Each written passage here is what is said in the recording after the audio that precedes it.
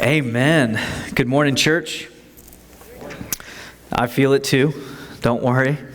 It is that daylight savings time. Everyone's super tired. Who's tired? Raise your hand.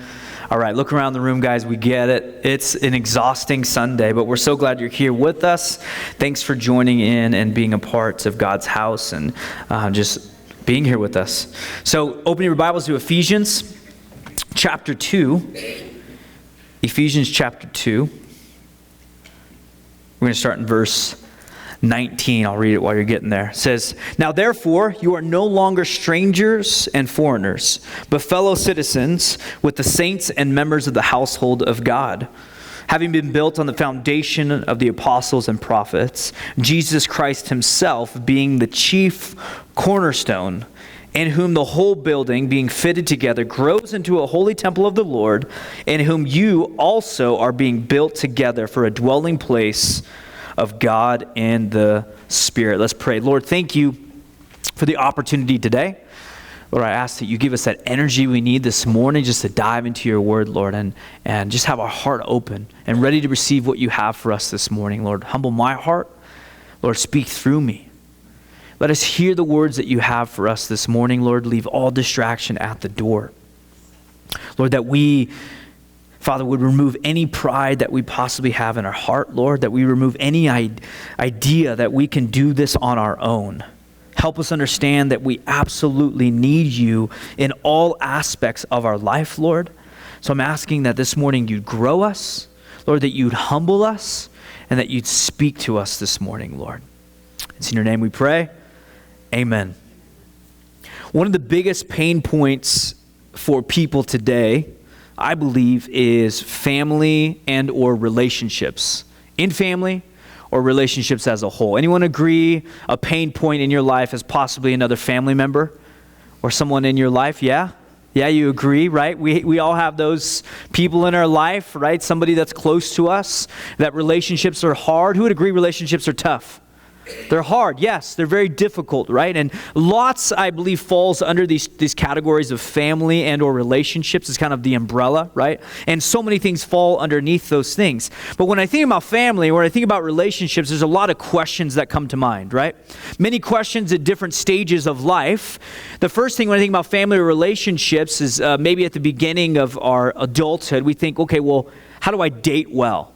How do I date well? Anyone ever ask that question? How do I date well? Yeah, right? How do I go on dates? What does this look like? How do I build better friendships? How do I build better friendships? What does that look like? Or how about this? How do I build long-lasting friendships? Who wants long-lasting friendships? Where you're friends forever, right? That you go deep and long with your friends, and you know I love this about just anyone that I meet, that I talk to, that's 70 years plus, right? One, wisdom. Tons of wisdom. Youngins, if you're here this morning, listen. Pay attention. They have lots of wisdom. But I love when I meet couples that go from, the back in the day where they have friends and they grow together, and then all of a sudden they're in that cruise life where they go on cruises all the time with their friends. Anyone out there? That's amazing. I'm like, you've been friends with these people 50 years? Tell me how. Tell me how. I want to build long-lasting friendships like that. We're in 40 years, we're going on cruises together. Like, that's what I want. That's amazing, right? That's real friendships. Those are deep friendships that last forever. Or maybe you're in the marriage category or gearing towards the marriage category. You're thinking, how do I marry well? How do I marry well? Right? How do I save my marriage? Or how do I become a better parent, a better sibling, a better spouse, a better friend, and a better family member? I'm sure that probably encompasses many, many questions that you've probably asked, or very similar questions you've asked before. How do I become better in my relationships? I've asked all of these questions myself over the years, and some I still ask. Some I'm still asking. Lord, how do I become a better spouse? Lord, how do I become a better dad? A better husband, a better friend, a better pastor, right? How do I become better in these areas? And I only know how, honestly, based on what I've seen and or been taught. Either somebody's hand-holding me and walking me with it, or I've seen it from just my life or those around me, yes? And so we either know how based on us knowing or being told, or us seeing it in front of us. So we all would maybe have a little bit of understanding. Well, my story obviously starts at a very young age, but my parents split when I was about the age of 11. Age of 11 is when my parents split, and I didn't get to see, honestly, a good, healthy marriage. Because at a young age, when you see that take place, there's a lot of division, right? And there's a lot of confusion that takes over. You're confused. This isn't the way it's supposed to be. And so a lot of confusion in my life, but I didn't get to see that healthy marriage. And I believe both tried. And unfortunately, it ended that way. But as I got married, tons of questions came up about my relationship with my spouse. Tons of questions. One, how do I do this? What does this look like? I don't know the first thing about this, right? So many questions came up, and I started to build my house based on what I knew, or based honestly on what I didn't know too. And ultimately based on what I saw growing up. And so I thought, okay, well, this is what I saw, maybe that's the way it's supposed to be. Or this is what I see in others, so maybe that's the way that is. Right? And so we all have a perception because we've all seen something, right? And we think that's the way it's supposed to be. Or maybe you ran the other way and you're like, no, I don't want that at all. Well, either way, we all probably fall into that category that the foundations we started to build, or the house that we started to build, was based on something, right? And so then I realized this. All of these questions have one thing in common, every single one of them. The outcome of these things all have to do with the foundation on which they started and are set upon. You hear me, church? The outcome of all of those questions all have to do with the foundation on which they were started and or are set upon. But here's the amazing thing. It is never too late to rebuild your foundation. I have to remind myself of that. It's never too late to rebuild the foundation. I love that because it says there's hope. There's hope. And maybe you come in, you're going, well, David, I'm 30, I'm 40, I'm 60, whatever age you are, and you're saying, I don't think this could be fixed. It's not possible. Remind you again, it's never too late to set a new foundation. It is never too late for Jesus to change hearts, Jesus to change lives, because guess what? He's your foundation and he's your cornerstone. So he's the foundation. And it is never too late because grace never dries up. It never dries up. It's overflowing and overflowing and overflowing. And so maybe there's an area in your life where you realize the foundation is crumbling. Let me remind you, grace, mercy, love. Jesus can rebuild that foundation, whatever it looks like. He can rebuild it. Do you believe me, church? He can rebuild it. He's the restorer. And it's possible that it can actually happen no matter what season of life, no matter what age. It is possible because he's the foundation and he's your cornerstone. Well, I know again that it is daylight savings. I see many are tired. So I'm going to ask you this. If you look over to your neighbor and say, what is your house built on? Man, whispering it this morning. We'll try it one more time. Look over to your neighbor. What is your house built on? All right, look to the other neighbor and say this. Foundation matters. You believe that? Foundation matters. It absolutely matters. It is so important. It is so crucial. So for the next 4 weeks, we're going to be talking all about building a powerhouse.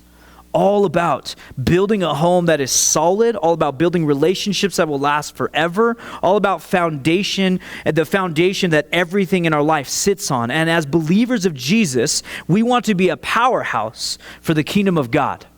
Yes? We want to be a powerhouse for the kingdom of God. But the only way that we do this is to make sure our foundation is stable. It has to be solid. That's the only way that we'll be able to get through the things that we need to get through. And maybe this morning, you're thinking, well, I don't really know Jesus, but I understand the thinking. I understand that, I want that too. I want to be a powerhouse, and I want my relationships, friendships, marriage to be stable and have a good foundation. Look, I don't know what it looks like for you right now in your life. I have no idea. But I'm telling you this morning, building your house on Jesus will make it last forever. And it's never too late to rebuild your foundation if it's crumbling now. Never too late. And my goal in this is for us to understand that we need to focus on Jesus, set our sights on Jesus, and he's the only one that can help us have a stable foundation. In Ephesians chapter 2, again, starting in verse 19, let's read it together. Now, therefore, you are no longer strangers and foreigners, but fellow citizens with the saints and members of the household of God, having been built on the foundation of the apostles and the prophets, Jesus Christ himself being the chief cornerstone, in whom the whole entire building, being fitted together, grows into a holy temple in the Lord, in whom you also are being built together for a dwelling place of God in the Spirit. So in verse 19, the first things out of the gate, he says strangers and foreigners. What he's speaking to here is Jews and Gentiles. Jews and Gentiles. And the main thing is they hated each other. So if you understand the history of the Bible, understand just at this point in time that Jews and Gentiles did not get along. Jews thought they were the holy ones, Gentiles were not, so they didn't get along. They despised each other. And so what this is speaking on is now they're no longer against each other. They're now fellow citizens, community together. And it shows what Jesus can do in our relationships. It shows that Jesus can take these two opposites and bring them together because he's the glue. He's the foundation of it all. And so it's saying you are no longer now separate, strangers and foreigners. You are now together, your fellow citizens. They are, again, apart, and now they are together. And what he's saying is you're a part of the household, but built on the foundation of the apostles, it says out of the gate, and then it starts to talk about Jesus. Well, what did the apostles do when they came? Who did they talk about? Jesus.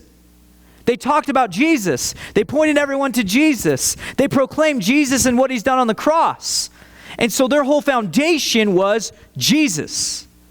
And then continuing on, it says Jesus Christ himself, who is that foundation, is now not only the foundation, but the chief cornerstone.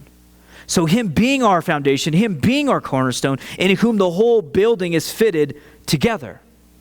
So Jesus is who brings all of us together. He unites all who need to be united and takes these two groups again, their houses, which are full of hate towards each other, full of hate. They were destined to be destroyed, but the building that Jesus is building will last forever, and it brings unity. And he brought it to these two groups of people that desperately needed it. And guess what? He's building his church. He's building his people.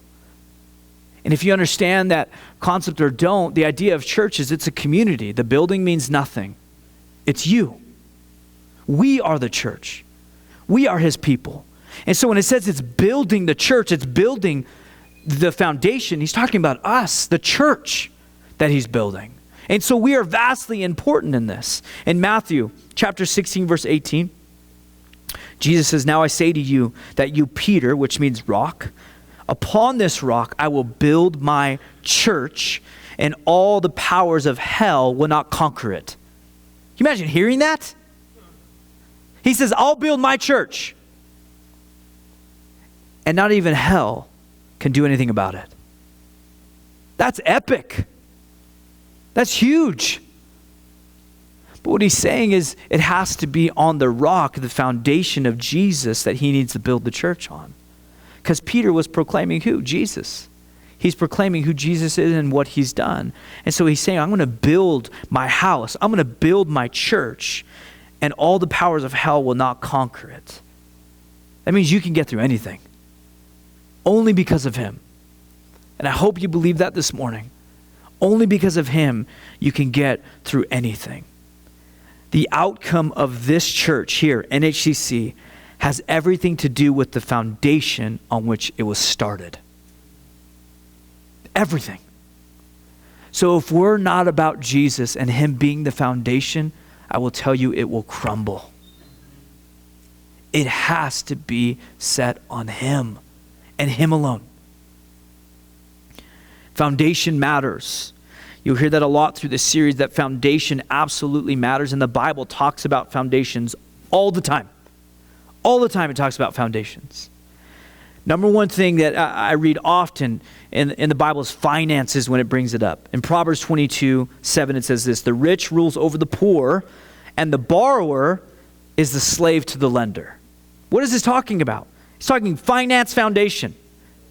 Your finances, what are they founded on? What's the foundation? Your finance foundation in this text is what it's saying was borrowed. It was borrowed. So now guess what? You're a slave to it. You're a slave to it. So what happens when the lender comes knocking? That foundation crumbles real fast, right? We set it upon the wrong thing. So it's saying, what is the foundation? Are you a slave to it? Or are you putting the foundation where it's supposed to be? And I'll tell you this, in all honesty, when I read this verse and I was thinking about the finance thing and the foundation of it all, when they show up and that lender shows up and they're asking for it, that's I've had this happen. At 3 o'clock in the morning, you look out your window and it looks like your car's floating away because the wheels aren't turning, but it's going somewhere. And you're thinking, I was a slave to that. And it's actually a blessing as it goes away, although you're going to pay for it later. But it is a blessing as it's going away. And you're thinking, am I seeing things or my car's floating right now? Just being so truthful and honest with you this morning, church. And many of you laugh because maybe you've been there. But that's the thing, right? Why? Because our foundation wasn't upon Jesus. And the idea of that was we were caught up in what we wanted and caught up in the things we wanted.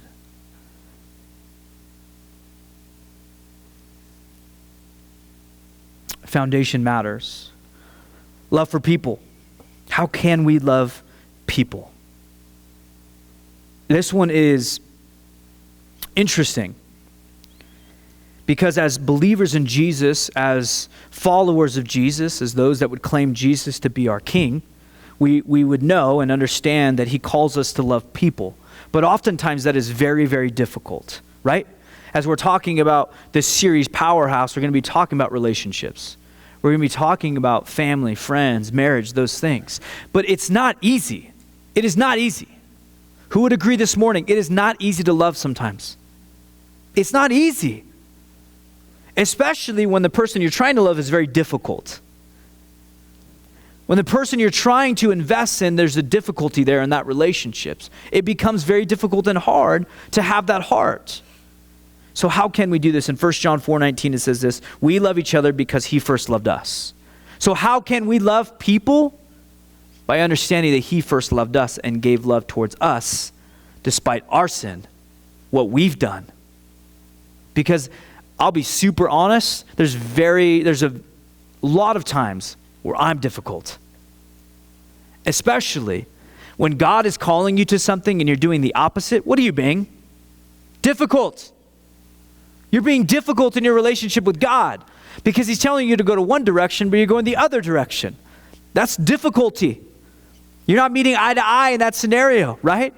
So you're being difficult, and many times I've done that where I've been difficult, and the Lord knows that I'm difficult at times with just not listening, not paying attention, not having my heart open to what God has to say and or speak. It's possible and it happens. But you were first loved. So what does that mean? He set the foundation of love. He set it. And so when we understand how much Jesus loves us, that's the foundation of love. So now we understand how to love because he first loved us. He set the foundation. But if our foundation isn't set where Jesus is, then we're going to have a skewed view of what love means. We're going to have a skewed idea of how to love or what love really is, or how we love our neighbor, how we love our friends, or how we love that difficult family member in our life. We'll have a skewed mindset. So we have to look at the foundation. He set it for us. He first loved us, and he gave us grace and so many other things. What about relationships in general? Ephesians 4:2 says this, always be humble and gentle. So out of the gate, the first thing you see is always be humble. I see you laughing. Always be humble. Who would be honest this morning and tell me that's really hard to do? I'm with you. I'm with you. Always be humble. Why does it say that right out of the gate? He knows. He knows very clearly what you need and the first thing you need. Because you have to be humble in order to be gentle. You have to be humble in order to be patient. You have to be humble in order to make allowance for each other's faults and be loving. To finish off the verse in Ephesians 4:2, always be humble and gentle, be patient with each other, making allowance for each other's faults because of your love. Jesus is all of those things. Humble, gentle, patient. And guess what? He allows us to fail. And when we do, what does he do? He loves us. He's patient. He's kind. He's gentle. And sometimes I know we're like, man, the last season I was in, it did not feel gentle. But sometimes we need that gentle, tough love in order to understand what he's trying to do, in order to understand his heart for us and understand what he wants for us. So it's super clear that we always need to be humble and gentle. The outcome of these, specifically all these foundations we're speaking on, has everything to do with the foundation on which it's set on. Everything does. So we have to understand that foundation matters. Whether we have a mindset of what we saw, what we've built, we need to understand that foundation matters. And sometimes know that our foundation isn't stable. Sometimes we'll understand this and we'll see it because when life happens or when life hits us, that foundation of which we built something on shatters. Has anyone been there? Where you built a house on what you thought was stable.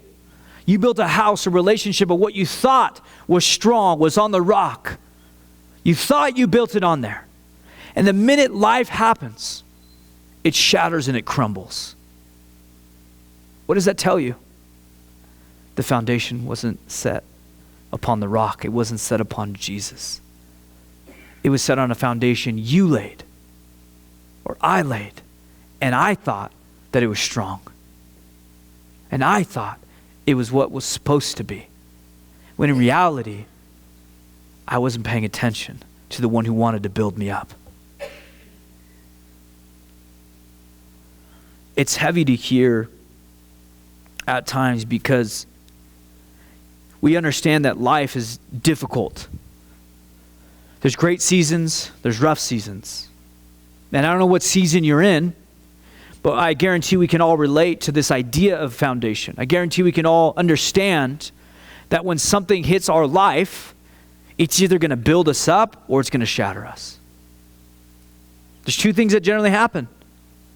And oftentimes, if it's built on the right foundation, then when life hits us, we'll go towards God.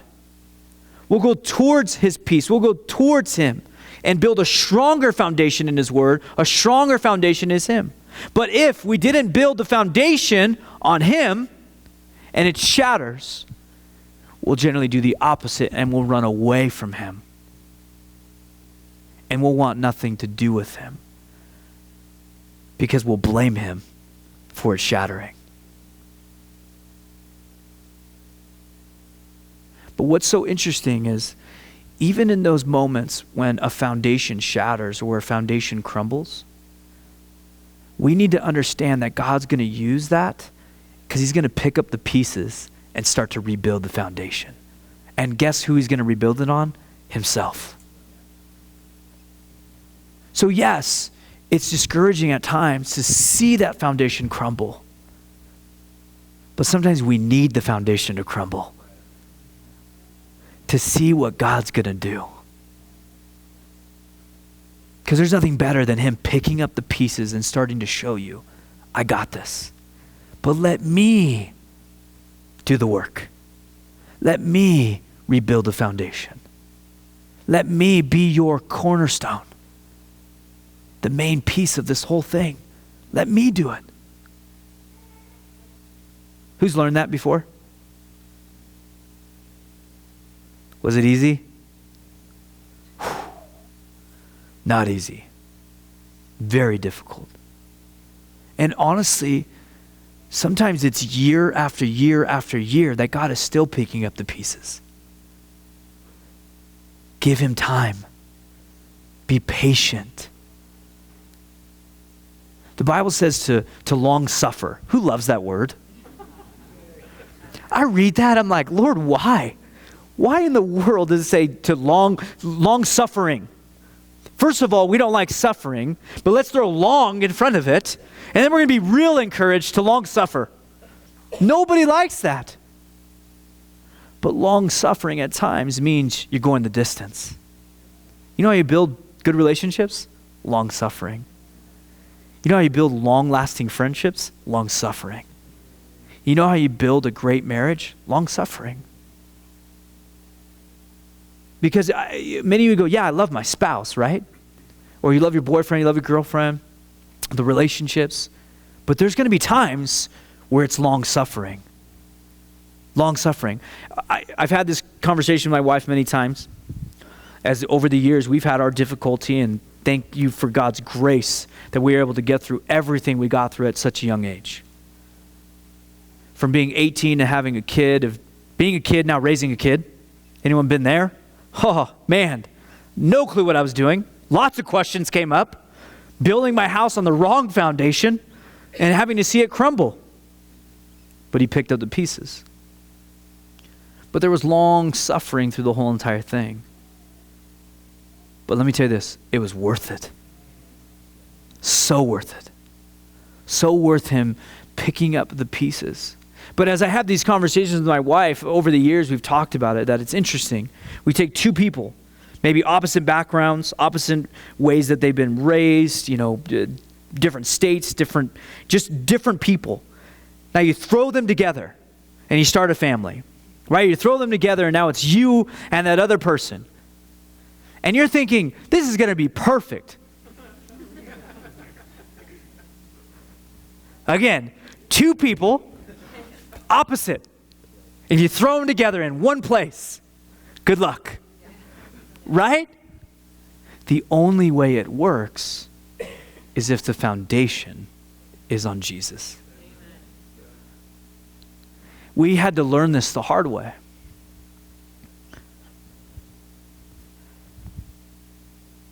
A couple years into our marriage, we had tough times.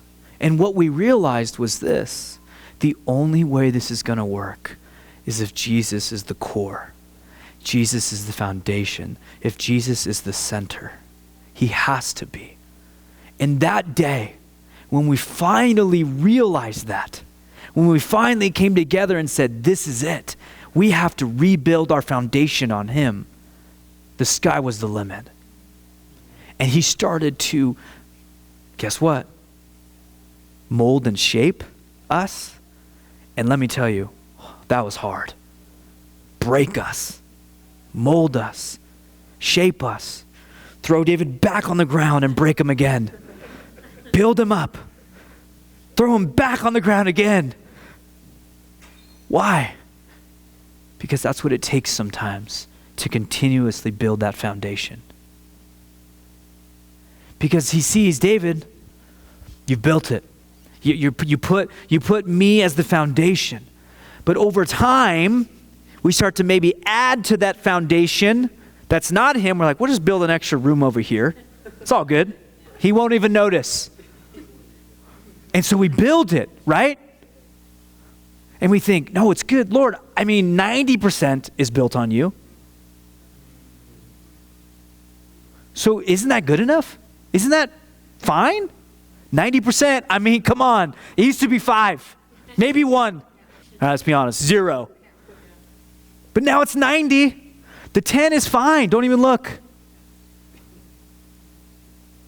But that 10 oftentimes starts to lead cracks into the 90.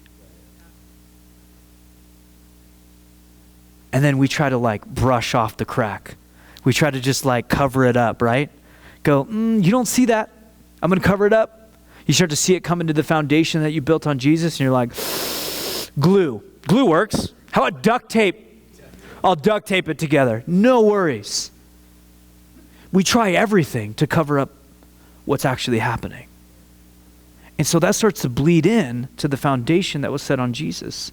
Then all of a sudden, that 10% becomes 30. That 30% becomes 50. That 50 becomes the 90. And all of a sudden, you're 90% on your foundation and only 10% on him. How do you think life's going to go?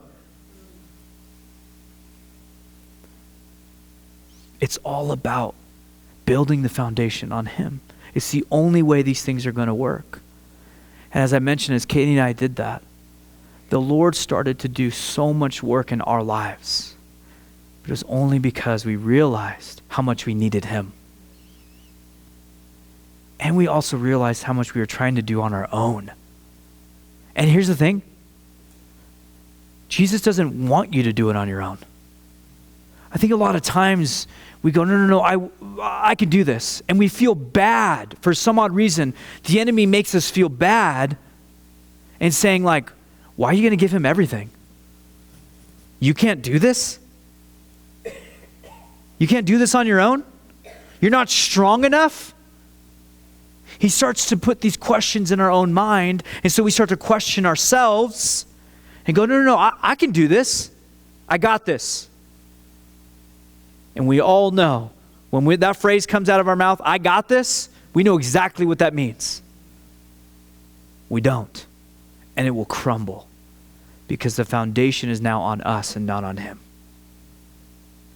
Foundation absolutely matters because our foundations have to be built on the rock. In Luke, if you don't mind turning with me to Luke chapter 6. If you don't, it's all good. I'll read it to you. Luke chapter 6, starting in verse 46. It says, "But why do you call me Lord, Lord, and not do the things which I say?" We could literally stop there and have a 10-week sermon. Why do you call me Lord and then not do what I say? Why do you say that I'm king in your life but don't do anything I say? Why do you call me Jesus, the Savior of the world, but don't do what I say? He's making it very clear because I've done that many times. Lord, Lord, and I do the opposite. So out of the gate, he's saying, why do you call me Lord, Lord, and don't do the things which I say? Whoever comes to me and hears my sayings and does them, I will show you whom he is like. He is like the man building a house who dug deep. I love that. Who dug deep and laid the foundation on the rock. And when the flood arose, the stream beat vehemently against that house and could not shake it, for it was founded on the rock. But wait, there's more. But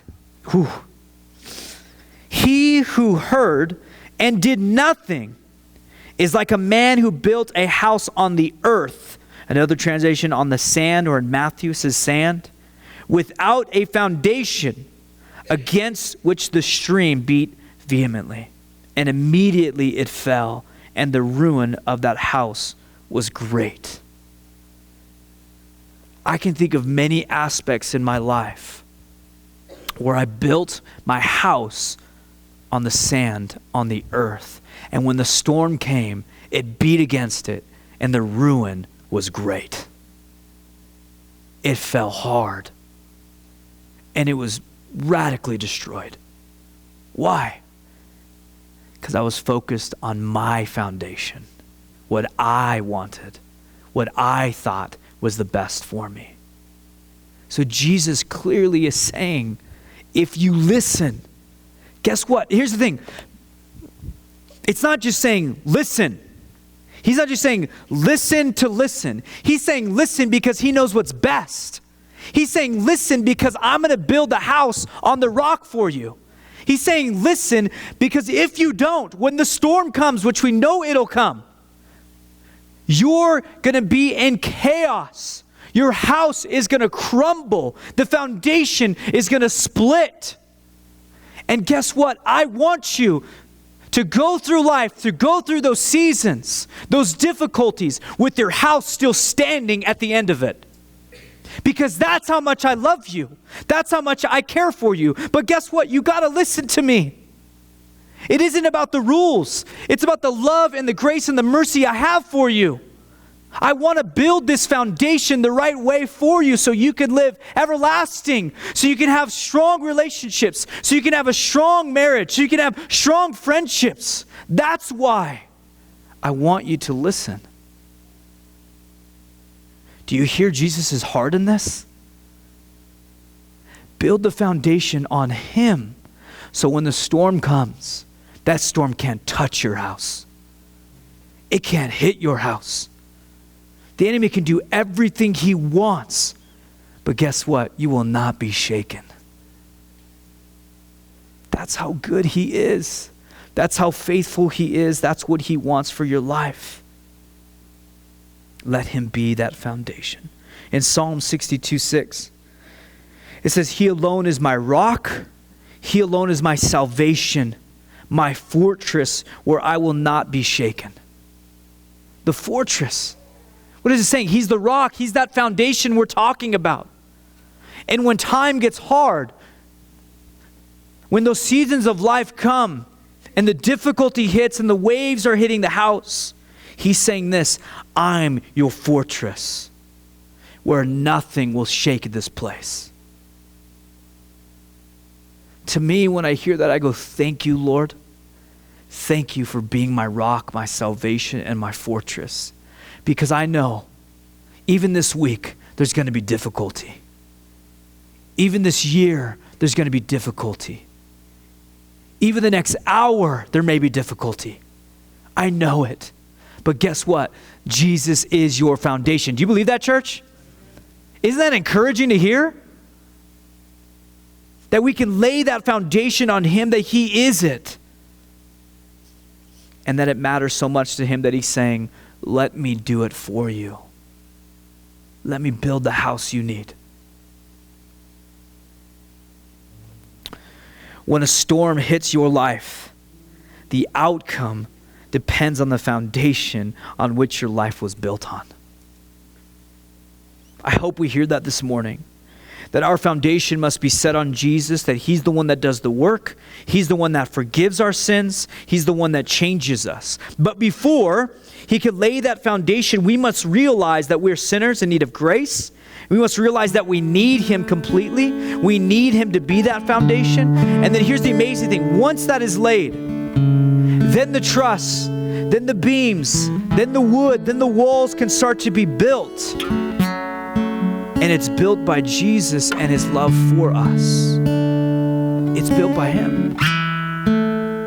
Turn with me back to Ephesians and go to Ephesians chapter 5. We're going to end here.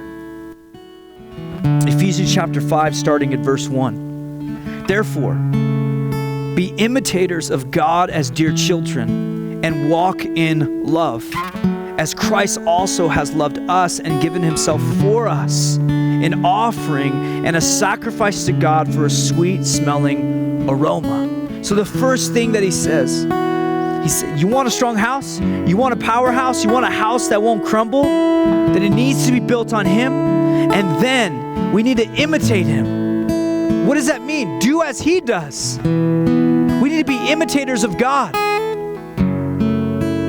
As he's building a house made out of love because of the love he has of building that foundation, then building everything else that you need inside the house because of his love. Then he says, I need you to imitate this. I need you to imitate it. That's how we're going to build strong relationships. That's how we're going to build strong foundations. That's how we're going to build long-lasting friendships, is if we imitate him and we do as he does.